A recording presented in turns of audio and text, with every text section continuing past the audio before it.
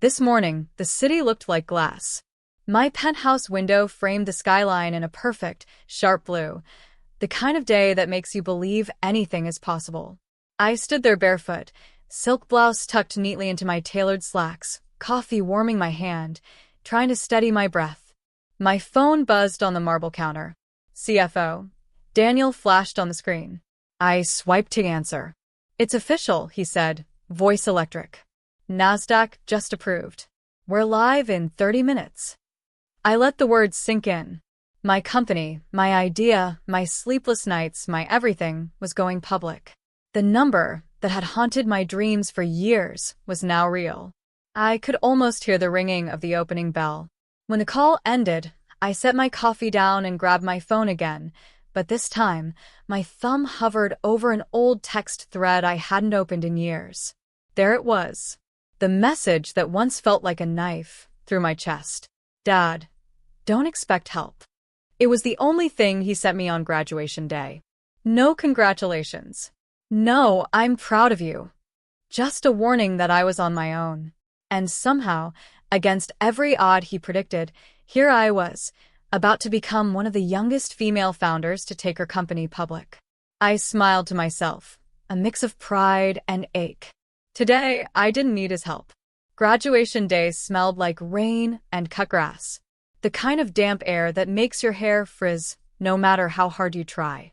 I'd spent an hour that morning curling mine, only to have the May humidity undo it in minutes.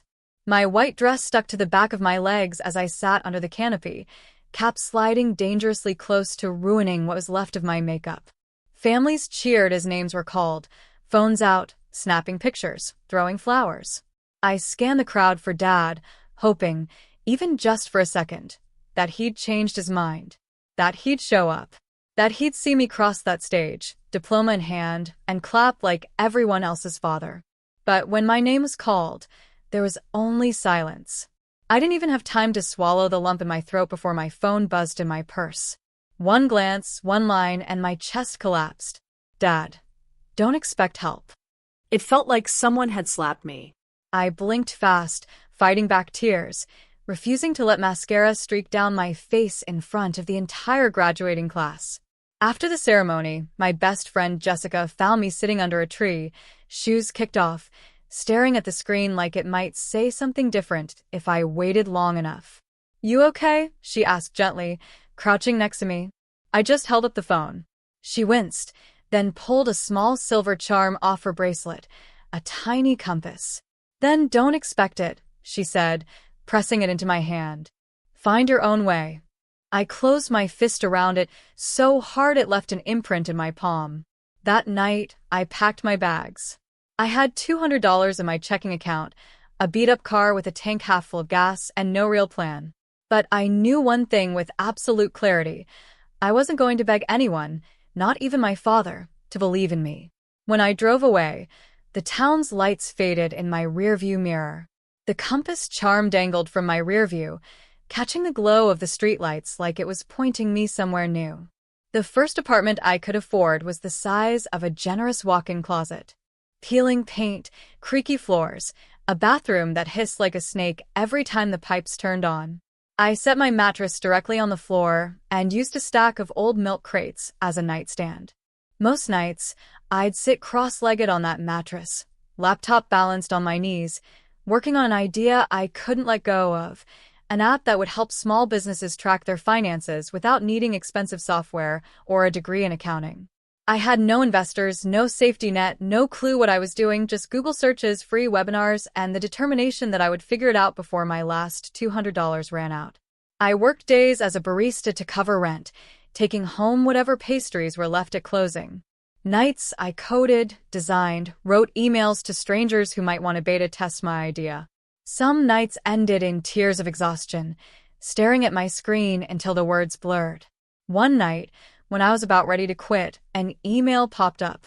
Subject: Loved your prototype. It was from Claire Harrison, a woman who'd built and sold 3 companies in Silicon Valley. I'd pitched her through a cold LinkedIn message, expecting nothing. She asked if I wanted to hop on a call. That call turned into mentorship. Claire didn't coddle me. She challenged me. She asked for my business plan, tore it apart, then made me rewrite it from scratch. She introduced me to her network, but only after I proved I was serious. Little by little, the pieces started to click. I still remember the first time I made money from the app, $59 from a small flower shop in Ohio. I printed that receipt and taped it to my wall. Then came the first big client, the first investor check, the first tiny but meaningful salary I could pay myself. Each milestone felt like standing a little taller. But I stayed quiet about it. My social media showed just enough to look okay. A coffee cup here, a city skyline there. I never posted the nights I slept on my office couch, or the deals I closed while hiding in a coffee shop bathroom. When relatives called, I said I was keeping busy. When Dad texted on my birthday, "Just hope you're well," I replied politely but never gave him more. It wasn't revenge. It was survival. By the time we hired our 10th employee, I'd traded my mattress on the floor for a modest one-bedroom apartment. The compass charm still hung in the corner of my mirror, reminding me that I was finding my own way, step by step. The morning of the IPO felt electric, like the whole city was holding its breath. My team was gathered at headquarters, champagne chilling in buckets, TV screens tuned to the financial news networks that were already running our story. I stood in my office. Glass walls, sunlight pouring in, the skyline like a painting behind me, when my assistant poked her head in. "There's someone here to see you," she said cautiously. I turned, heart skipping. My father stood in the doorway, hands shoved in his jacket pockets, like he wasn't sure whether to come in or leave. He looked older than I remembered, more gray in his hair, lines around his eyes. "Emily," he said quietly. I hadn't heard him say my name in years. "I was in town," he went on, glancing around the office. "Thought I'd stop by. Heard something about your company." I gestured toward the seating area. "You picked quite a day." He sat, eyes scanning the room. The sleek walnut desk, the framed cover of Forbes with my face on it, the awards lining the shelf. I could see him trying to piece it together. "What is all this?" he asked finally. "This," I said, sitting across from him, "is my company. The one I built from nothing."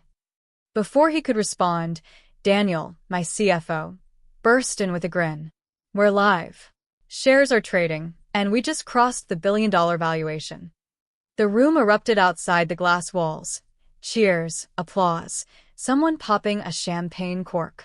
My dad's head turned sharply back to me. "You mean?" "Yes," I said softly, almost relishing the words. "I'm the founder, the majority shareholder. This IPO makes me one of the youngest female CEOs on the exchange." His mouth opened, then closed again. For a long moment he said nothing. Finally, he let out a low whistle. "I had no idea." "No," I said, holding his gaze, "you didn't." He shifted, uncomfortable, eyes flicking to the floor. "I thought you were barely getting by. That you'd call home if you needed anything." I let out a short laugh, not bitter, just honest. "You told me not to expect help. So I didn't. I figured it out myself." The weight of the moment sat between us. Years of silence, of me proving myself in the dark, of him assuming I'd fail. Outside, the bell on the screen rang again, numbers flashing green. When he finally looked at me, there was something softer in his face. Not pride exactly, not yet, but something close. "You really did it," he said quietly. "I did," I said, my voice steady. "And I'm just getting started." For a while, we just sat there, the celebration outside muffled by the glass walls. My father shifted uncomfortably, like he was trying to find the right words, but wasn't used to being the one on the back foot. "I guess I owe you an apology," he said finally. "You do," I said softly. No anger, just truth. But not just for that text. For making me feel like I had to earn being part of this family. He swallowed hard. "I thought I was teaching you to be tough." "You were," I admitted. "But toughness isn't the same as love." He nodded, staring at the floor, and for the first time in years, I didn't feel small around him. I felt a level. "Look," I said, leaning forward. "I don't hate you. I don't even resent you anymore. But if you want to be part of my life now, really part of it, things have to change. His brow furrowed. What do you mean? I mean no more cutting comments about how I run my life. No more silent treatment when I don't do things your way. You want to see me, you call. You show up. And if we're rebuilding this relationship, you go to therapy. Not for me, for you. So we don't repeat the same cycle. He blinked at me like he hadn't expected me to set terms. And if I do? He asked carefully. Then maybe we start over, I said. You get to know the woman I've become. Not the girl you thought couldn't make it without you. He was quiet for a long moment, then nodded once. All right. I'll try. Something in my chest loosened. Good, I said, standing. Because I'd like my family to be proud of me. Not just today, every day. He stood too, looking at me, with something new in his expression. Maybe respect. Maybe the first flicker of pride. Outside, my team was waiting with champagne flutes. I opened the door and stepped into the celebration, my father trailing behind me. Weeks passed after the IPO, and my life felt like it had shifted into a new orbit. The company was thriving, my calendar was packed with interviews, investor meetings, speaking invitations. And yet, what surprised me most wasn't the money or the attention. It was the quiet text I got one Thursday evening. Dad, started therapy today. Wasn't easy, but I think it's time. I stared at the screen for a long moment, then smiled. Over the next few months, we started talking more. At first, it was awkward, short phone calls, polite updates. Then longer ones where we actually talked about real things. My childhood. His regrets. The dreams I never told him about. One Saturday, I drove back to my hometown for the first time in years. He met me on the porch, holding something small in his hand. I found this in your old room, he said, handing me the little silver compass Jessica had given me. I closed my fingers around it, feeling the familiar shape press into my palm.